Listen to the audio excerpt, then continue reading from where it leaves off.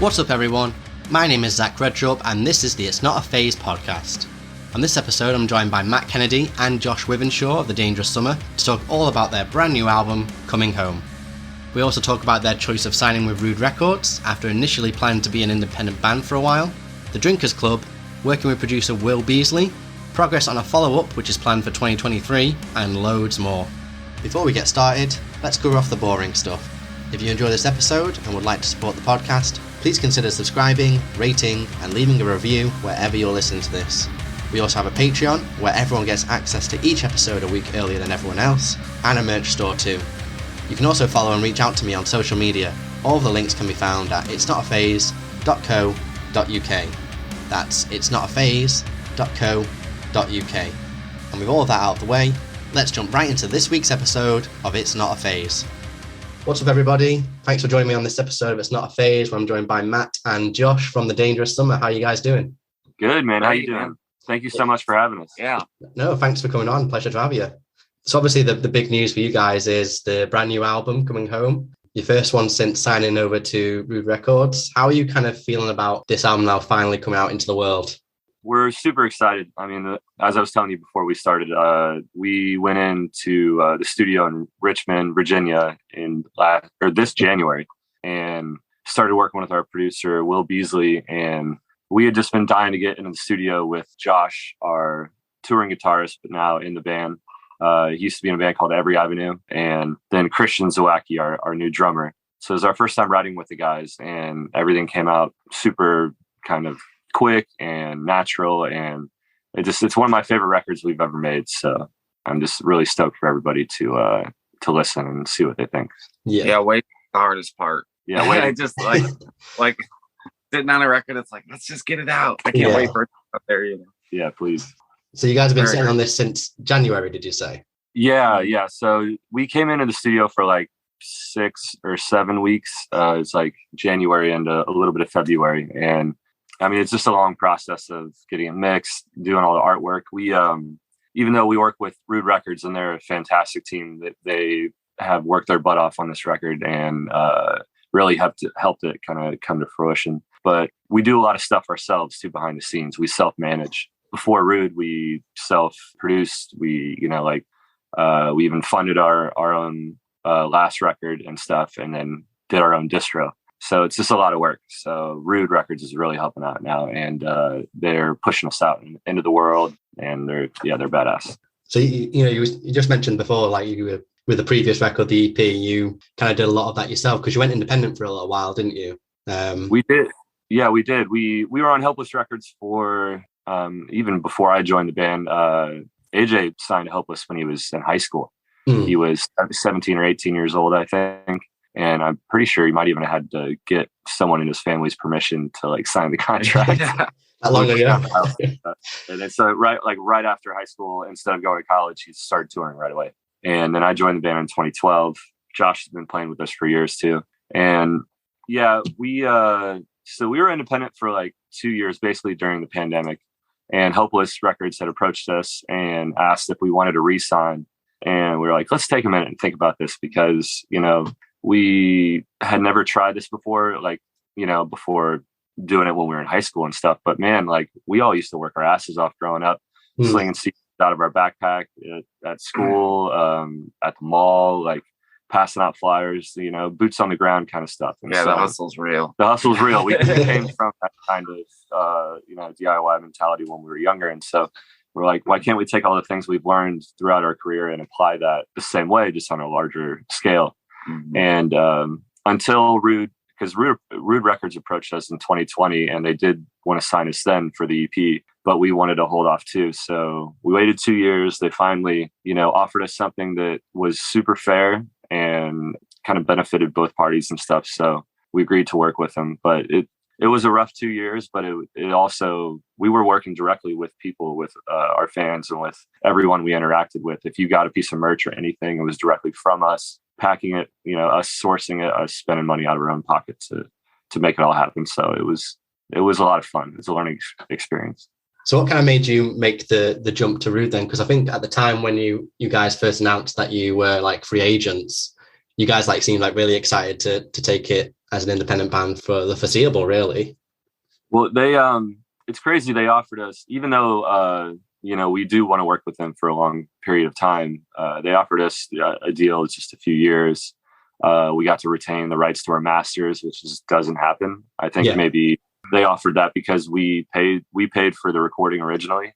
So technically we had owned that, but it was just a very fair deal. They gave us a little bit of a marketing team to work with. They helped with distro and stuff. Just a lot of the things that AJ and I had been kind of doing in the background that took a lot of time. So it helped us like be able to focus on the music, touring, and really do what we're doing now and go back into the studio and start this record too. And they've been great about like communicating like, hey, we're working on this and this for you right now. We've gotten this and this. Like they've really been working the record, in a great way and been great with us. Yeah. I mean, they're constantly like lately too, bringing us lots of interviews and podcasts like yours. And they, I don't know, they're just on it. We appreciate that. It's nice to feel love from a label rather than feeling like you owe them something all the time. They never made us feel like that. They've only made us feel like we're part of the team, which is cool. Yeah, because you kind of mentioned before you can kind of do all the stuff that they're helping you with. You've earned your stripes, since you were younger and stuff like that. But even though you can do all that, it's just so much more freeing for you guys, like you say, to work on the actual music and the material itself. If you've got this team of people behind you that are kind of helping you with the more admin-y side, the distro, sorting out like merch and stuff like that. Yeah, totally. They so we still source a lot of our like own merch and stuff, but we kind of collaborate with them in order to get some over in Europe, and also like help people that want our merchandise over in the UK and Europe to be able to get it for a cheaper price. Yeah, because shipping to the US is always kind of costly and stuff. But yeah, they're just awesome, man. I've never been emailed by a label like 5 to 10 times a day, every day, Monday through Friday, since we started talking to them. And so it really does feel like a solid team. So yeah, it's cool. We're excited to see what we can do with them in the future, and just what they are doing in the future. They're a pretty cool label. So yeah, because I think if there's anyone listening that's in a band as well, like you want a team behind you that's as passionate about your music as you are. Yes, you're only as strong as your team. Yeah, honestly, I do feel like there can't be weak links. Everyone that has to be on the same page, working hard and stuff, and that's why like sometimes with labels it's tough to find the right fit. Yeah, but yeah, it's nice when you do, and everyone's like full steam ahead. Yeah. Because there'll be some labels out there that are just concerned about shifting units, like how many, albums you sell, how many streams you get and stuff like that. Whereas you want someone who actually wants to push your message and face as a brand, really. Yeah, a lot of, at least the labels I've worked with in the past, they are, depending on like your level when you first get signed, if you're like really young and you have a lot of buzz around you, you may get kind of pushed to the top for a second. But if you don't perform right away and sell very well, you're pushed straight to the bottom, kind of shelved almost. And then like, it's impossible to climb back up. And if you're stuck in a 5 to 7 or whatever, 2, 3, 4 record deal, you're screwed for a bit. That's especially if you're doing 1 or 2 year album cycles, that could be 8 or 10 years of your life. You can't get out of it. So it's record purgatory. Record purgatory. Yeah, a great term. And so like I think that them giving us just a little bit of, like I said, the marketing kind of team, and then a little bit of kind of funding from the last deal we did, helped start this new record, which we're not coming home, but one we're working on in the studio right now that will come out sometime next summer. It's the freedom to keep going. So yeah, 100%. Yeah. So talking about this, coming home, what made you settle on Coming Home as the title for the record? And do you think the title track kind of encapsulates, the whole record on its own? Do you think it kind of showcases what the rest of the album shows? Yeah, I think so. We're speaking kind of on AJ's behalf right now because he's not here, but he said that it felt like coming home because, since we had broken away from Hopeless, went independent, him and I were just kind of writing that last EP on our own. And then now that we have Josh and Christian, it felt like coming home because it felt like kind of like a full band again. Yeah. It had been a few years since we had felt that way. Like a return to form of like a sound of The Dangerous Summer, and kind of coming home to like, I don't know, like a full lineup again, which is cool. And once we wrote that song, that song was like kind of floating through the ether like the last like 2 years as a demo. And then it started to get really tightened up when we came here, and once Josh and Christian started jamming and everything.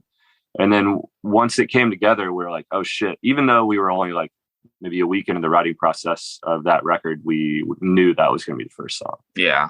And everyone we showed it to, they're like, that has to be the opening. That's the first thing.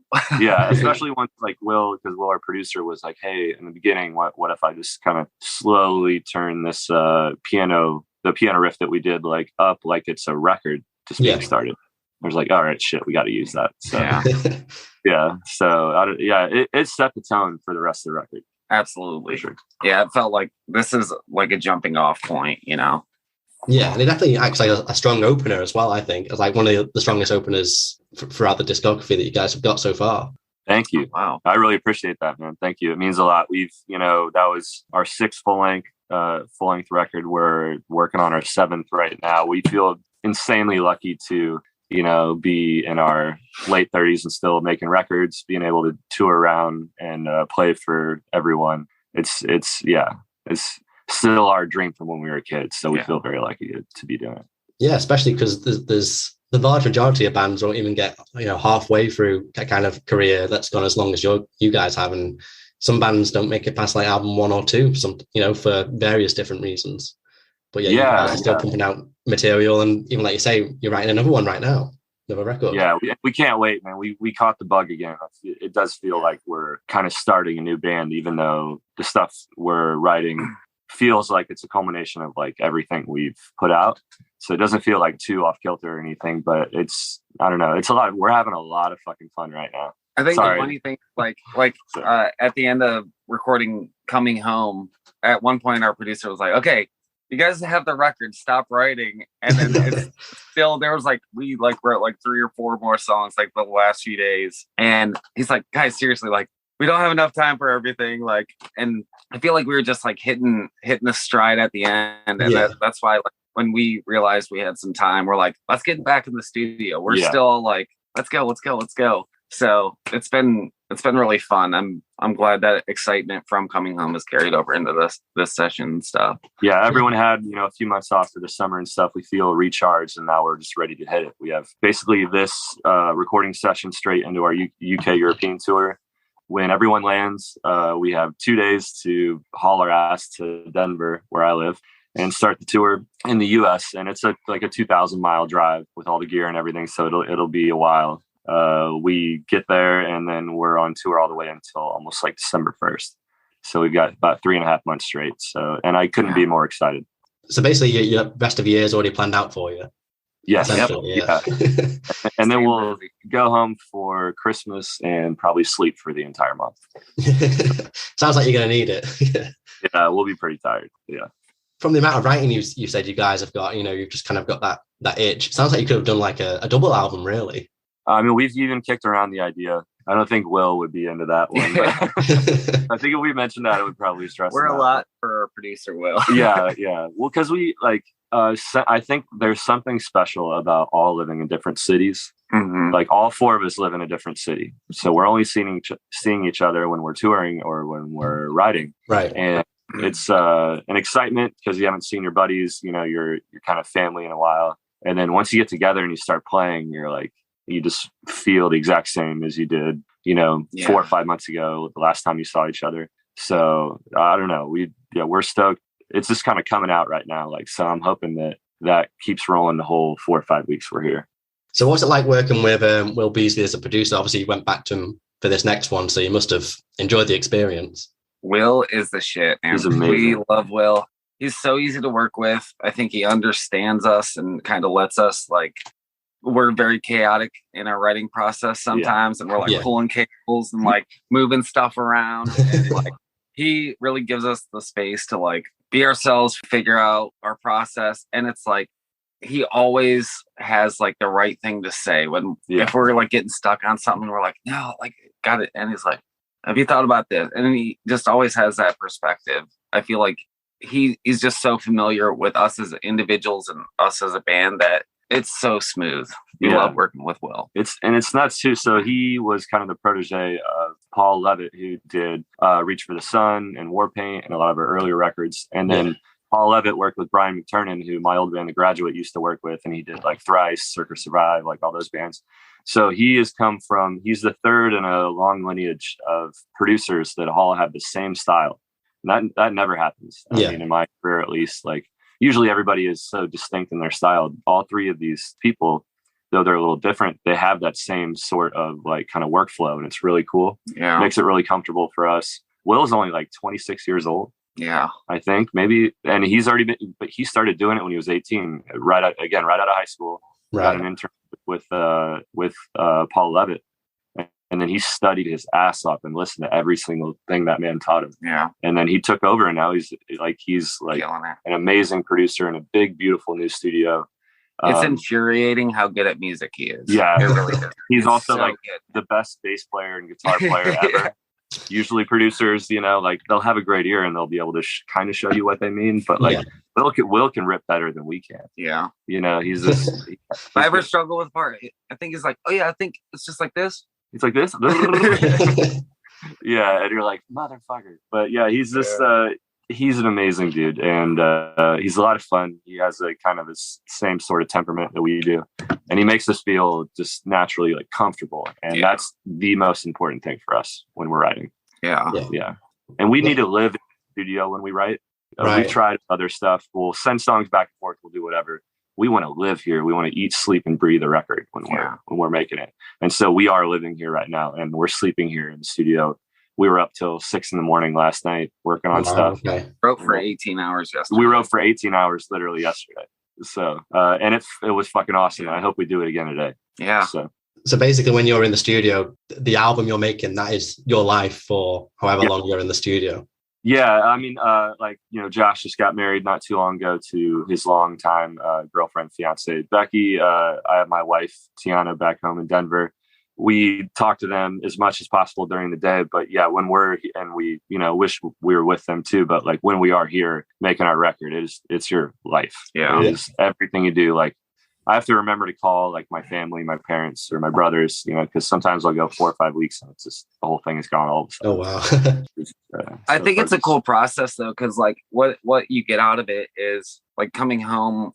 It's a very reactionary record. We're in the studio, we're writing it, we're demoing it, then we're recording it. We're capturing moments, like some of the moments on there are like just like a real moment in time, just reacting to like what's going on around us, like whatever stimulants are there, we're reacting to. If the TV's on, like, and even some of the final takes on the record, we had like just raw takes of us, like, at 3 a.m. or whatever, like just first instinct stuff, like our drummer, like there's a first instinct take on there, and it creates like a really cool moment, it's that crazy. Can't really be captured again, Totally. Yeah. He was talking about like when the war in the Ukraine like broke out, that's when we were in the studio. And so there's 2 songs I think that talk about war on this record, talk about everyone's innate like fear of dying all of a sudden out of nowhere from some sort of like global nuclear war, and we had the shit on TV like the entire time in the studio. And it's probably not the best thing to watch, when you're trying to like write and like, but we wanted to take it in. We wanted to feel it because it was a moment in time. Yeah. And a lot of that shit came out on the record. We had a lot of friends pass away the last few years. That's like on the song Goodbye. We did a lot of like kind of like different. We touched on a lot of subjects, and AJ was more open on that record than I think he's ever been. So it was really cool. So I definitely think some of my favorite a lot of my favorite Dangerous Summer lyrics are on this record. Like I just felt like AJ was like really just digging deep. Yeah, and he's hard to top. I mean, because he's obviously having to top himself, but he really went to a new place on this record, I think, and. For better or worse, some songs might really hit you in the gut, but like he means every word, which you can tell. So, yeah, I mean, like you mentioned the track Goodbye, like that's quite a very sad song, especially like it's the end of the record as well. It's kind of like a sad note to go out on. Yeah, and I think that because we struggled with that, it's like, do we want to leave everyone just like crushed at the end of the record. But the cool part was so we made that song, and then we started like remixing it and then adding all the bird noises and the natural kind of sounds and stuff in the background. And when the piano and the bird noises were starting to fade out, we noticed that when it does fade, if you just put it right next to Coming Home, then the record starts over again. And we've always been a really big fan of sequencing, like Mother Nature and our records like that. So we want feel cyclical, like the record can end and begin again. Yeah, we want people to listen to it, and like old CD players too. It's like if you didn't press stop, it's going to start over again, or like in your car.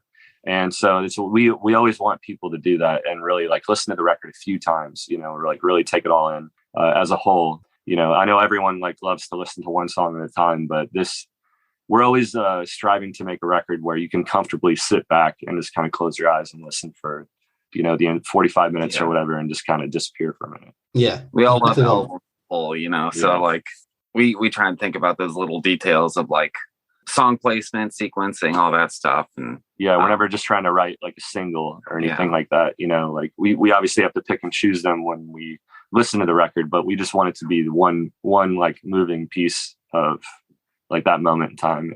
Like one body of work, basically. That makes more sense if you listen to that body of work than nitpicking the tracks. Yeah, for sure. If you skip around on that record, you might be confused it's even the same band on some songs. Yeah. But that's something we want to be eclectic too. We don't want to just get stuck in a little bubble. So how do you think that kind of stands in like this kind of playlist culture that we've got nowadays, where people just, with Spotify and stuff like that, streaming, people just want to have like certain tracks put into a playlist and stuff like that. How do you think? We love that. Like, honestly, like, I think it's great. And anytime you can get these playlists and stuff, you can reach such a different fan base. Like we've had some people discover us on playlists, and like sometimes you get on playlists you don't expect. Yeah. And I think that's cool. It's a great way to discover bands and stuff. Yeah. And we, to be honest, since we're in our world, at least a little bit older of a band, we don't really have that like 16 to like 23 kind of age demographic like covered at all. Everybody's at least 25 to 55 or whatever.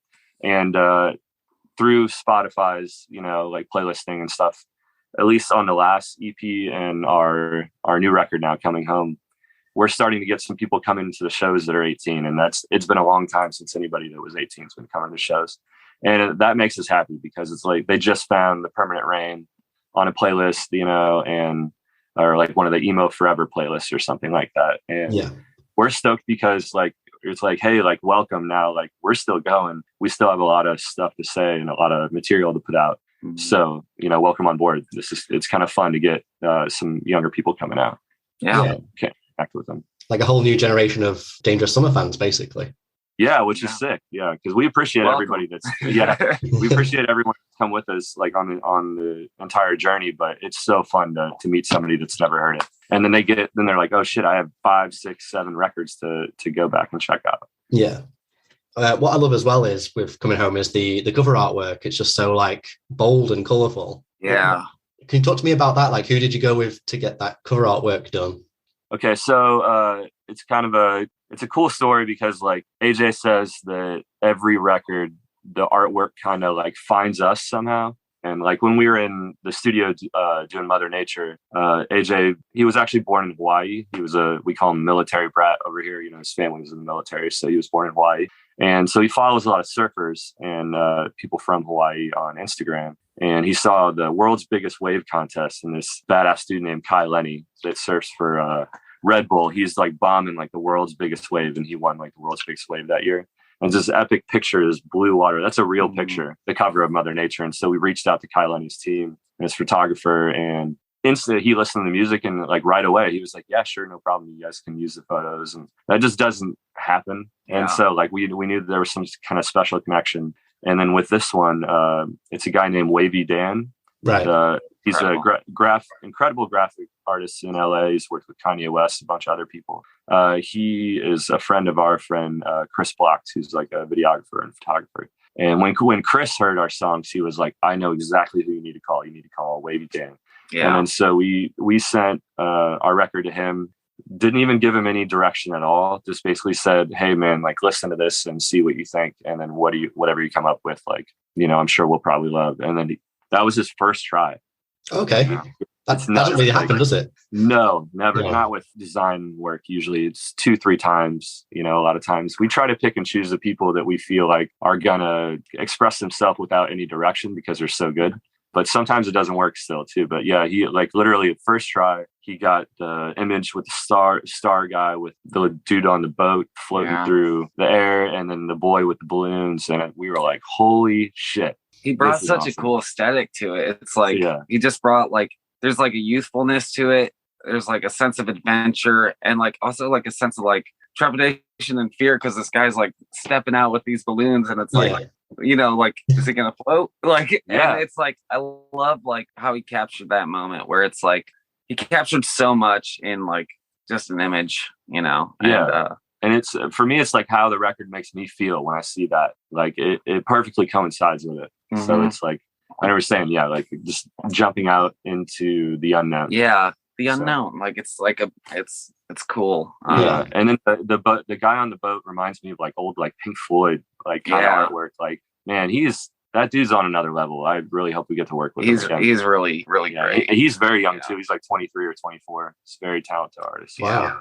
Yeah, well, maybe with this new album, you can go to him again, seeing as though, you've worked with the same producer, same artist designer, Yeah, there's nothing like Josh was saying earlier. There's nothing better than building a solid team. People always come and go because it's the music industry, but especially with the creative side of it, when you find your right people that you would really love working with, you can build kind of a lifelong repertoire together. It's nice. So yeah, definitely. So you mentioned earlier, obviously you're going out on tour in a few weeks, actually, to the UK and Europe. How are you feeling about showcasing these new songs live?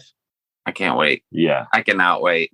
We played a show up in Michigan recently, like a private event, and it was just like one of those things where it's like, I can't wait to play these new songs. Like, it just got us like so stoked where it's like, we had finished the record, gone on tour, and it's like, well, we can't play that many new songs. Like, they're not going to be out for a while. People won't know, And so like touring like that is always rough because you're like, we're sitting on all these songs. Like, I just want to play these new songs live. So we can't wait. Yeah, now we can, because I mean, by the time that we get over to the UK, the album will be out. Yeah, and the whole album. And so we're beyond pumped. Like, people, the good part is when we do release new music, people, like our older fans kind of like latch onto it and stuff. So they'll know the words by the time we already get over there, like for the first show. And like, that is the most insane feeling ever. So we're really pumped to play these live. Well, a band like yours with such an extensive catalogue of music, how do you even go about putting set lists together nowadays? Like, it is so hard. Oh my God. It's so damn hard, dude. Because like even just on Spotify, it's 3.5 hours of music, and we just added another record. So it's like over 4 hours of music if you were just to press play from song 1 until now. Yeah. And that's with no stops or talking or anything. So it's very difficult. I think you'll find this funny. I think it's funny. Literally, we were in the studio last time and we were about to like go on tour, and we're like, oh yeah, we got to talk about set list, and we just kept putting it off, and then finally we're like, oh, should we set up a meeting so that we can talk about set list?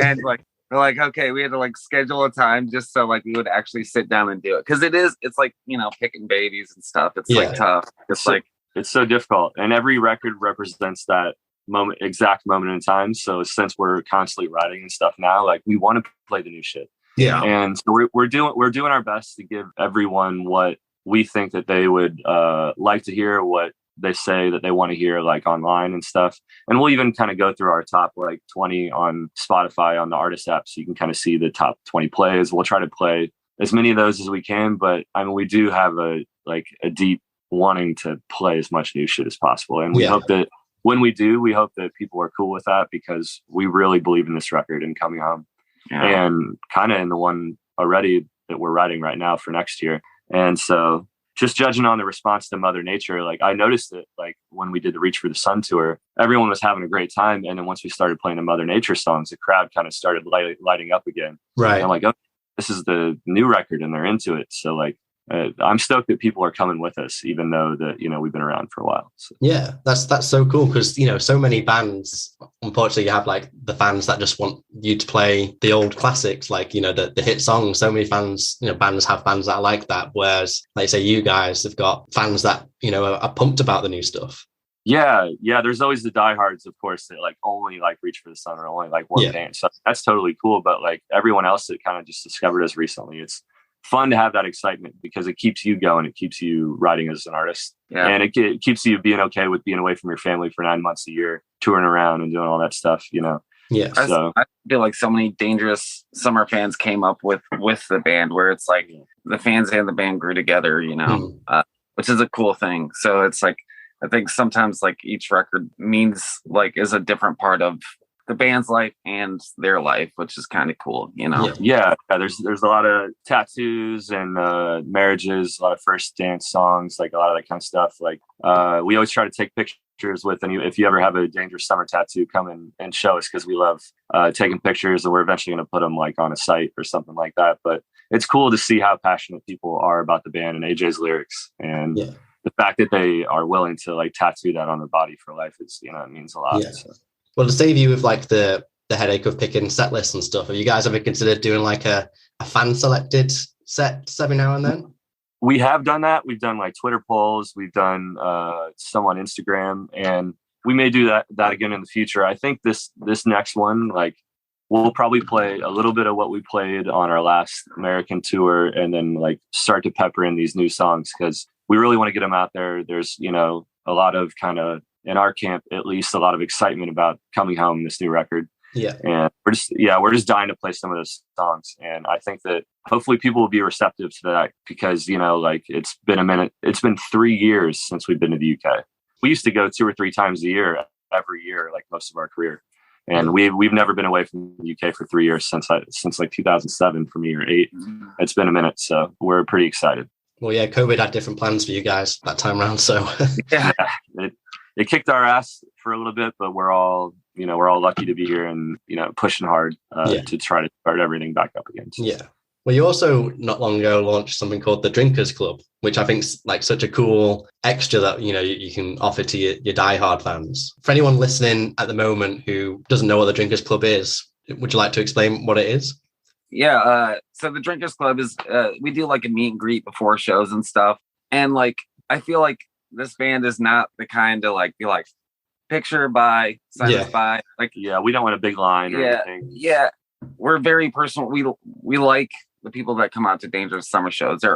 We have so many great people that come out. And so it's our way of doing that. But we sit around, we have a beer, we talk, we'll listen to music. We just like it being like casual. And we've made so many friends through the Drinkers Club. So many great people that have just really become like staples where like if we're in a city and we don't see them, we're like, hey, is everything cool? Like, like we met so many awesome people. And it's just a great way to interact with people coming to the shows. And we have a lot of fun. Yeah. It's awesome.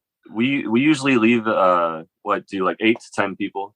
Mm-hmm. Yeah, so it's depending on like the size of the vehicle that we're touring in. Like if we're in a Sprinter van, we'll do like 6 people because it's all that fit in us. And then if it's a bus, maybe 8 to 10 people. And people come on, they share their stories about their songs. They get to tell AJ why certain lyrics or certain songs mean more to them than others. And we have a drink. We played a bunch of unreleased songs from Coming Home to everyone on the bus, and it was fun to see them get pumped and shit. Yeah. Like that really hyped us up because we had just made the record, and so we were like, oh, thank God we're not crazy. Like people are actually digging it. But it is awesome. Like Josh is saying, it's like one-on-one, get to connect with people. Most of the time, get to see them again multiple times that night, and they have a beer with them again after the show. It's a really cool way to connect with people. And sometimes people open up about, dark times in their life. The lyrics have like helped them kind of get through different obstacles in their life or loved ones lost and stuff. So it's pretty cool. It hits you hard, but it's really awesome to get to like share that experience with everyone. So. Yeah. Is that something that kind of is exclusive to the US fans, or is it basically wherever you go?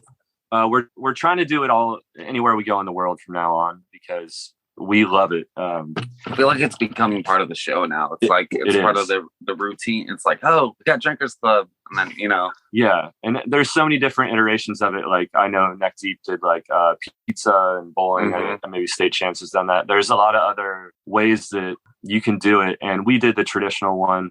So we did the traditional one for a little bit. It felt kind of like not intimate, and we really didn't get a chance to talk to people. There'd be maybe even 25 people for us is too much. Yeah. So then we started taking them to a bar first before we had a bigger vehicle. And those bar tabs got pretty pricey quick. And we're like, we're not actually making any money on it. It's kind of a wash every night, which is like not a bad thing. But then once we made it smaller and then like had a bigger vehicle, then we're like, all right, this is perfect. And so we're going to try to ride this out as long as, they'll let us. Like, it's our way to run it ourselves and not have to involve the venue or anybody outside of that. So it's pretty cool. I guess that makes it easier for you as well when you're touring overseas, because, you're not going to be quite as familiar in certain areas, like where is a good bar to go to anyway. Yeah, totally. Yeah. So that kind of gets you out of the venue for a minute too, which is cool. But we do want all the recommendations of good bars. Please. All the best bars and restaurants, let us, hit us up before the show. And also, we tell people too, like it's the Drinkers Club. So we're supposed to start there, have one or two before. Don't show up like 10 beers then. Yeah. Because then you don't remember the show. Yeah. Then you're not going to make it. It's a long night. We usually don't play all so we've only had a couple people that went a little too hard before they showed up, but they had been pre-gaming since like noon, you could tell, and then they showed up and I'm like, oh man. So but again, we love everybody, but it was just pretty funny. I'm like, hey man, you gotta wait, you're not gonna make it till 10 o'clock. Yeah. So what's your drink of choice then for you two? Right now we're drinking cold brew coffee because it's a little earlier here. It's I think it's 1 p.m, so just early afternoon, but usually PBR and Jim Beam. Yeah. I'm drinking Pedialyte right now. I don't know what that is. What is that? Oh, Pedialyte. It's like it was originally like made for babies and stuff, but it's like it hydrates you and like has a lot of vitamins, like B vitamins and stuff. It's supposed to like it helps with hangovers. Yeah, there you go. But that's why I'm drinking it. So they used to have it like just for kids, but then I think all the adults figured out like. Or maybe they had a kid at home, but they had, had a few drinks before and they're like, I'm just going to try this out. And then now they're marketing it towards adults because they're like, oh shit, they've realized that everyone uses it for a hangover cure. That's cool. So what the market was saying. Yeah. I don't think we have anything like that in the UK. They just have like a breakfast fry up and that's kind of like the hangover cure, I guess. Oh yeah. There's nothing better than a proper English. They make it they sell it in the bottles, but they also make it in a powder form that you can just pour into your water bottle and shake up. Okay. And it's pretty solid though. We like it. Yeah, it works pretty well. Yeah, sounds like a lifesaver to me. Hell yeah, trying to balance the partying and the work and everything else. So it helps you get through the day. It's fun. Nice.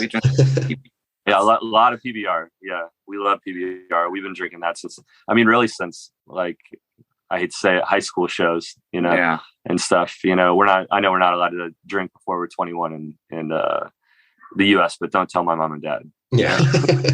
So, you're talking as well. I don't know, obviously, how much you can or do want to talk about it, but you're in the studio right now working on a follow-up to Coming Home, even though at the time of recording, Coming Home isn't even out yet. So talk to me about that. Like, is it following in the same kind of style as Coming Home? How long are you in the studio for? Is it going to be a full length? What's going on? We're attempting to make it a full length, and I think it will be for sure, just judging by yesterday. We were pumped out like 3 ideas. And one day I think that hopefully we'll knock out like 20 or 25 different ideas and then narrow it kind of down to 11 or 12 like we usually do. And I think it'll be like a linear progression from Coming Home, but like lots of brand new stuff. We're already trying a lot of crazy shit we didn't do on the last record. And we're all getting used to each other now as songwriters, since this is now our second record. I think we just didn't want to stop the progress. So we're like, let's do it. Let's tee it up for next year. And also us doing this will allow us to probably have December through February or even March off with our families. We're trying to be more strategic about that. AJ has a 7-year-old daughter. My wife and I are foster parents and stuff. And we all just want time like with our families. Yeah. So I think that this will kind of tee us up for that. Trying to be better about the work life, balance. Yeah, because if you don't stop us, we'll do 12 months out of the year, and then we'll just burn ourselves out. We all came from being on the road like 300 days a year, so it's like literally. Now we just try and do that a little bit smarter. We try to schedule out times where we can actually like carve away family time and stuff. Yeah, we want to be doing this our entire life, so we're trying to figure out a way to just keep it going because it's such a delicate balance. Yeah, if you do have extreme like work burnout. A lot of people will quit. They'll freak out and they'll be like, I'm done with music. I'm done with touring forever. And then they'll go home and they'll get another job. And then 2 years later, they're like, oh my God, what did I just do? Yeah. Because if you don't have forward momentum, if you stop at all in this industry, you're dead in the water. Unless you've had a hit and you have the luxury of taking 3 to 5 years off. Yeah. And coming back, with a vengeance and stuff. But yeah, burnout is real in the music industry. So you gotta kind of balance it out when you can. Yeah, I think that's a work-life balance is imperative in the music industry, in any kind of industry, really, because if things are kind of going wrong at home, that kind of seeps into your work life or projects or like your work, your music and your material. Yeah, totally. Yeah, and we're very lucky to have like significant others that are very understanding. Yeah, because I think it's tough to be a partner to any musician where it's just like the schedule's tough, like the hours are long, and so I'm very grateful that we have like people who support us, love us, and they're like, I know. My wife last night was like, I know you're going to be writing till 5 a.m, but just call me before you go to bed. And it's nice to have that like understanding back home. Yeah, because it's a lot. It is a lot. I mean, it would drive any person crazy because we're gone. Our jobs are absolutely not comparable at all. But we're gone as much as a person in the military or like a business person that travels for a living would be gone. In 9 to 10 months a year sometimes. Yeah, it's just not easy. You have to have a partner that's very comfortable with themselves and their career and their friend group and all that kind of stuff that they can be away and then turn it back on. So it's always an adjustment period too. Like we'll get home and then probably for the first week, you can tell that like they're happy to see you, but also like they've had like a good thing going for a minute. Yeah. You're back in even though you're back in your own house, like you feel like a stranger in your own house. Come through like a tornado. You're suitcases, clothes everywhere. You smell like shit. You've been on the road for months, and like you want to sleep for a week. But then you come to and like then it's everything's perfect. So we're very, very fortunate to have loving partners. So thank you, Tiana and Becky. Yeah. Well, it's got to be something that you've got to consider as well, because you won't want to leave and feel like you're leaving them high and dry as well. Yeah. I mean, this is what we do like any other person would in a family. Like we send, 90% of our money we're making on the road back home to try to help out and, talk to them as much as possible. FaceTime has been a game changer. FaceTime's made it easier because you're seeing them. Yeah. And so we'll FaceTime, every day, every other day and get to actually connect rather than, like we used to call from a payphone or a cell phone when we were on the road, And so times have changed. It's awesome. So yeah. Well, it all sounds exciting. You guys have got, this new album coming out, UK European tour, and then you said you're going back to the US after that. Is that right? Yeah. What else is planned for you guys for the rest of 2022? Pretty much said it. August 26th, Coming Home comes out. We're so stoked. Then UK and Europe.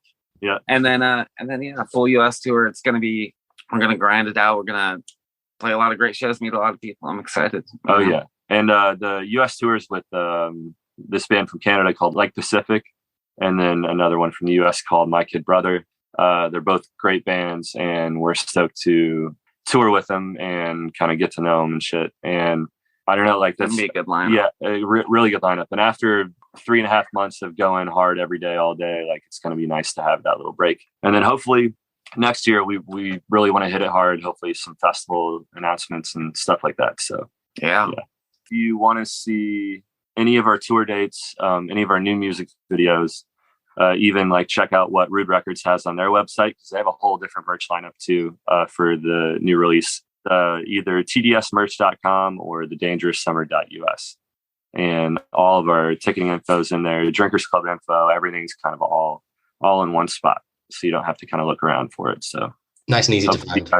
So before I let you guys go and get back to making some more magic, is there anything else you want to say? Any final words? Anything you want to plug?